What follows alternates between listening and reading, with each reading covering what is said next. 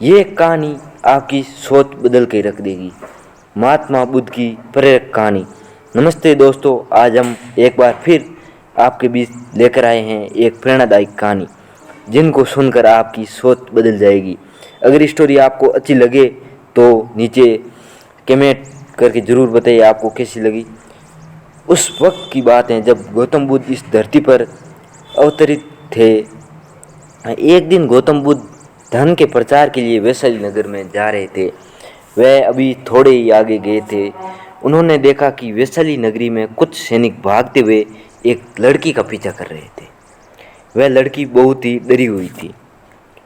वो एक कुएं के पास जाकर खड़ी हो गई और हाँफने लगी। उसे प्यास लगी थी तो उसे पानी पीना था। भगवान बुद्ध ये सब देख रहे थे। फिर उन्होंने उस बालिका को अपने पास बुलाया और कहा कि तुम उस कुएं से पानी निकालो और स्वयं भी पियो और मुझे भी पिलाओ। उतनी ही देर में वो सैनिक वहाँ पहुँच गए।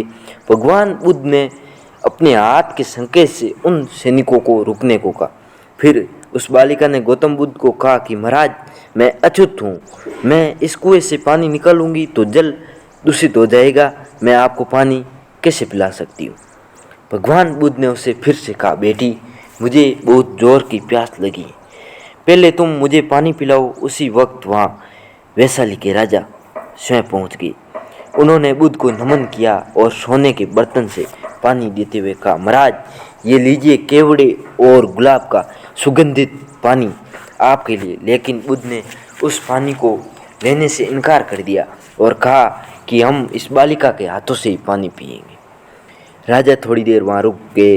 बुद्ध ने फिर से उस बालिका को उसकी बात दोहराई। फिर बालिका ने कहा कि पानी पी लिए और पानी खींच कर राजा को पिलाया, पर राजा नहीं पिया और महात्मा बुद्ध पानी पी गई और बालिका भी पी गई। फिर पानी पीने के बाद बुद्ध ने बालिका से पूछा, पुत्री, तुम इतनी डरी हुई क्यों हो? मुझसे डर है या किसी और से? फिर बालिका ने कहा, आपसे डर नहीं, मुझे जब राजा के दरबार में गाने का अवसर मिला था तो मैंने गाने के साथ साथ नृत्य भी किया। सभा के सभी लोगों ने खूब आनंद उठाया। महाराज को भी खुद आनंद आया। फिर मुझे महाराज माला भेंट की, लेकिन महाराज को किसी ने बताया कि मैं एक अछूत कन्या हूँ। फिर महाराज ने उस कन्या से पूछा कि क्या तुम एक अछूत कन्या है? फिर मैंने बताया कि हाँ, मैं एक अछूत हूँ। राजा ने ये सुनते ही अपने सैनिक को आदेश दिया कि इस कन्या को कैद खाने में डाल दो। तो मैं किसी तरह वहाँ से बचकर यहाँ तक पहुँची थी तो मुझे मिल गए। बुद्ध के पास खड़े होकर राजा ने कहा कि सुनो राजन, मैं चाहता हूँ कि इस बात को आप सदैव याद रखें कि ये महिला अछूत है। फिर बुद्ध ने कहा कि हे राजा, सुनो मेरी बात ध्यान से, कि इंसान की पहचान उसके धर्म और जाति से नहीं बनती, गुण और कर्मों से बनती है। फिर बालिका के मधुर कंठ से निकले गीत और नृत्य का आप सब ने आनंद उठाया। उसे पुरस्कार भी दिया। जिनके कार्य इतने अच्छे हैं वे अछूत तो नहीं हो सकते। आप इसे अछूत कर रहे हो। सारी प्रजा का पिता होकर ऊंच नीच का भेदभाव रखते हो।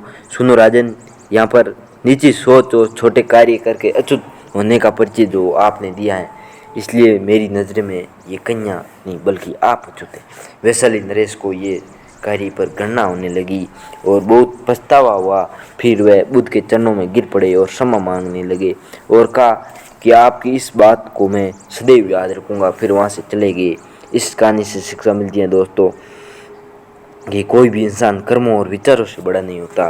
अपने धर्म और जाति से नहीं, कर्म और विचारों से बड़ा होता है।